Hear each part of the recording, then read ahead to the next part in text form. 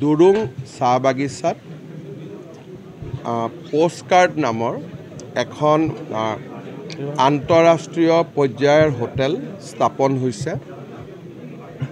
অসম চৰকাৰে 2 বছৰ আগতে আমি বাজেটত ঘোষণা কৰিছিলোঁ যে পুৰণা টি গাৰ্ডেনৰ বাংলোসমূহক আমি টি টুৰিজিমৰ এটা কেন্দ্ৰবিন্দু হিচাপে ৰূপান্তৰ কৰিব পাৰোঁ। দুৰুং বাগিচাৰ স্বত্বাধিকাৰী মৃগেন জালানে পুৰণা বাংলোটোক আৰু বাগানৰ অতিৰিক্ত মাটি পোষ্টকাৰ্ডৰ লগত কথা পাতি সুন্দৰ এটা হোটেল বনাইছে।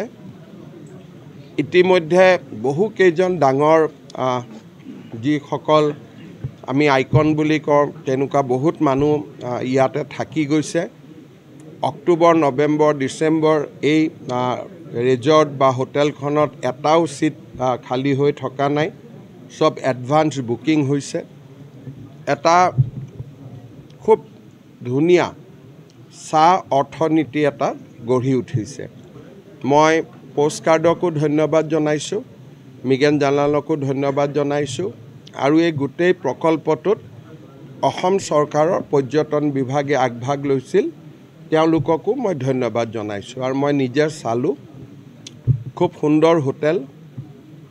ইয়াতে মানুহে অসমৰ বাহিৰৰ পৰা মানুহ আহিছে, প্ৰতিদিনে এটা ৰুমৰ কাৰণে 30,000 টকা পৰ্যন্ত দিছে, যিটো এটা আমাৰ কাৰণে বহুত ডাঙৰ এটা সফলতা বা এচিভমেণ্ট বুলি ক'ব পাৰি। ইয়াতে বহুতকেইটা নতুন এক্সপিৰিয়েঞ্চো সংযোজন কৰা হৈছে। মই ভাবোঁ যে এইটো এটা বাটকটীয়াৰ ভূমিকা ল'ব, আগলৈ আৰু ভাল হ'ব। Thank U.